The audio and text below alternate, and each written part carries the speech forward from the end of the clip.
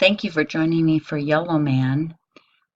I am anxious to talk to you a little bit about it today and have presented a little bit of a slideshow to go with it.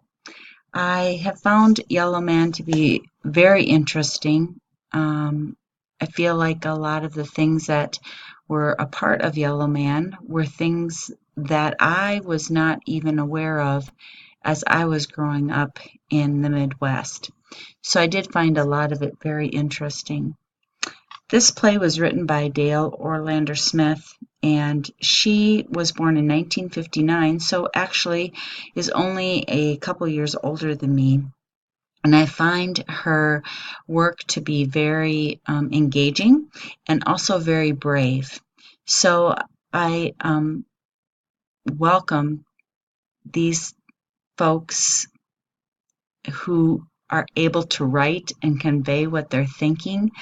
I am in awe that people are able to put things like this on stage, and in her particular case, did such an incredible job of doing it with such minimal props. It really kind of blows me away, and it shows a great deal of talent. It didn't take a big stage, a lot of extra people. It was a two-character play that they were able to pull this off and get large recognition for it. A little bit about the playwright is she was born as Donna Dale Teresa Orlander Smith Brown, and I see that I spelled Teresa wrong. And she was born in 1959 and grew up in New York's rough East Harlem at that time. Interestingly, she attended Catholic parochial school, and it did say in some information that I read that she went there at a large cost to her mother to get her through that school. She talked in an interview about how as a child she got grief from peers listening to white music like the Doors and the Who. And I think in this particular case, in the script of Yellow Man, she shares that because Alma in the play loves listening to some of that music, and I think she is sharing some of that with us in a different way through her script. One of the things she also said in a couple of different interviews that I thought you would find interesting because I think it tells us a lot about the playwright is she said, "There is humanity within a bleak story. We find that humanity by exposing the darkness. I use language as a tool. Just the fact that the story itself is told, and hopefully well, is case for hope." I found that really, really powerful, that she is willing to talk about the tough stuff, and then know that as she's finding that darkness and sharing that darkness, that she trusts humanity to find the good, to find the light. And that's very powerful to me. The other thing that I think says a lot about her personality is her quote of, "I want to make some noise." And I find that also very inspiring. I think that a lot of times we can feel like it's best not to make noise, not to be the squeaky wheel. And this particular playwright is telling us that it's okay. And she has really stood by what she believes. So a little bit more about the play. Yellow Man was the first to be written by her with more than one character. And it was originally staged in Princeton in 2002 and quickly took off and made its way. I was looking to see when if you could actually go see a Yellow Man if you still wanted to. And the last that I could find was that it had been in production in Washington, D.C. in 2016. I couldn't really find anything for this year, and I was very curious whether or not something like that was available.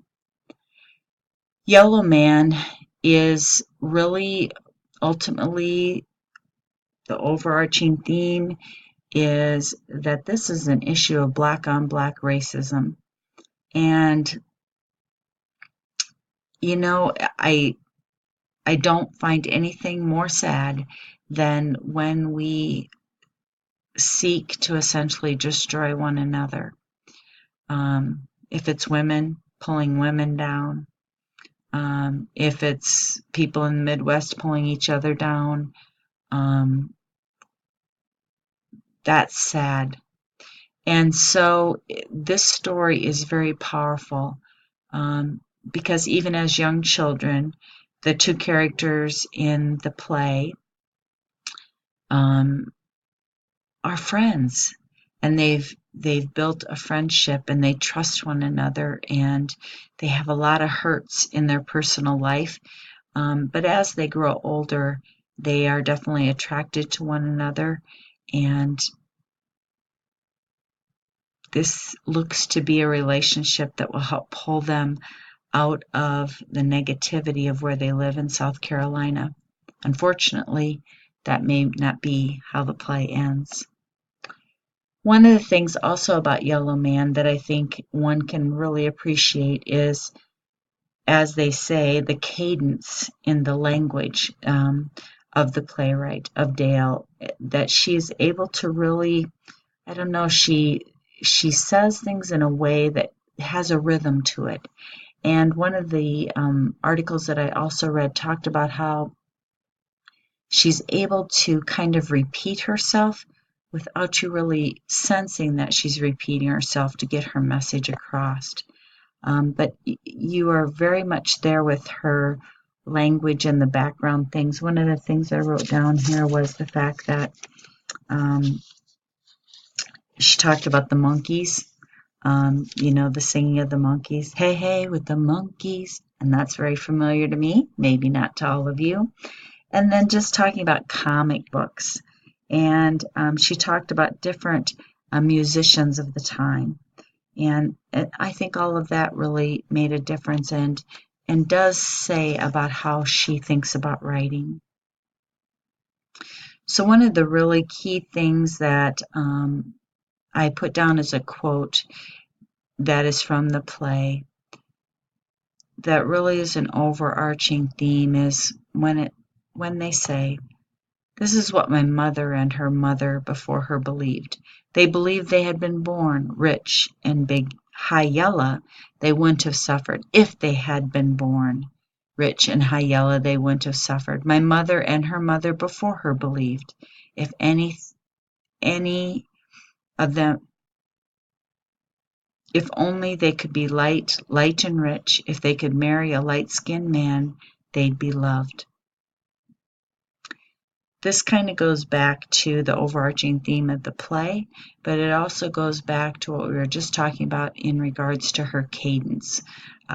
She knew how to just really bring that, and you can see she says a few times, believed, what they believed.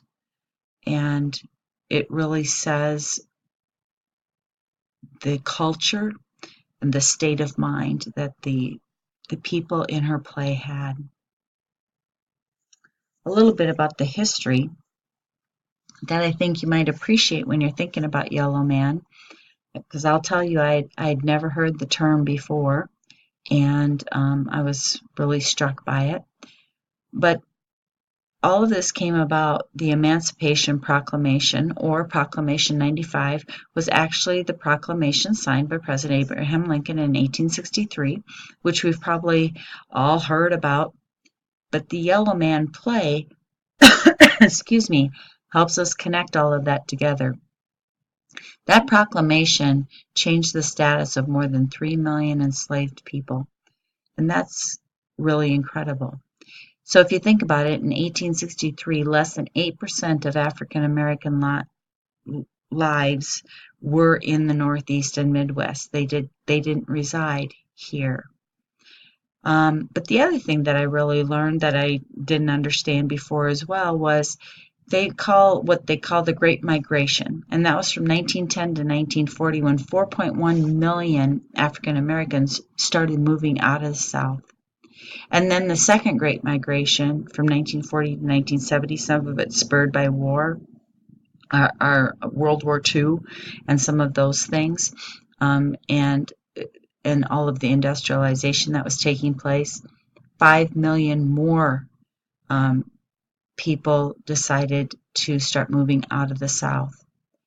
But interestingly, the new Great Migration happened then up until the year 2000, and that's where people started moving back to the South.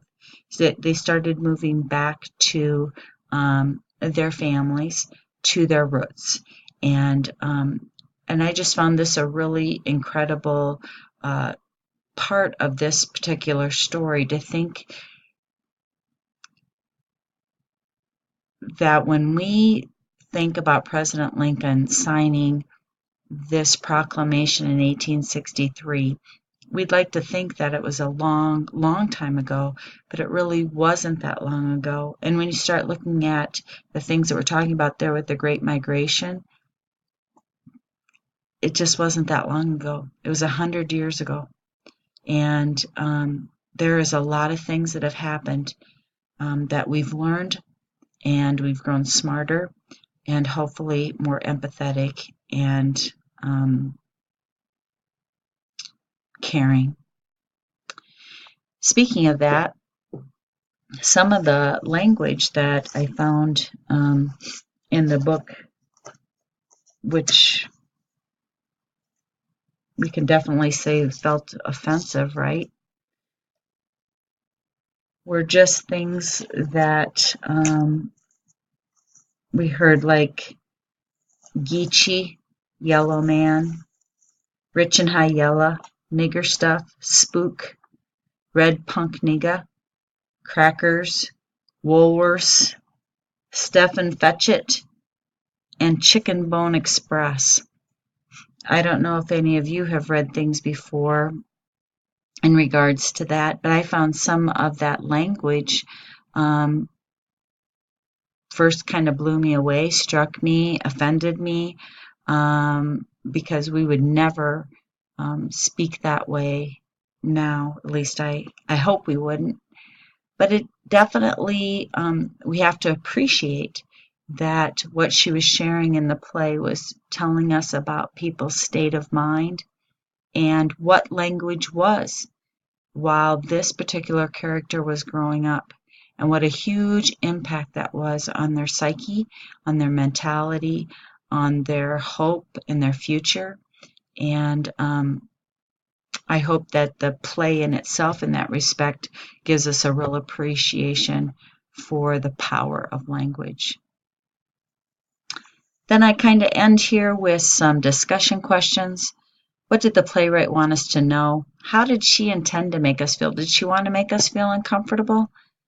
And how did you feel when you were reading this play? What do you understand at a deeper level from reading this play? And what did you learn when we discussed some things on the Google Hangout on Monday? What scene in the play impacted you the most directly?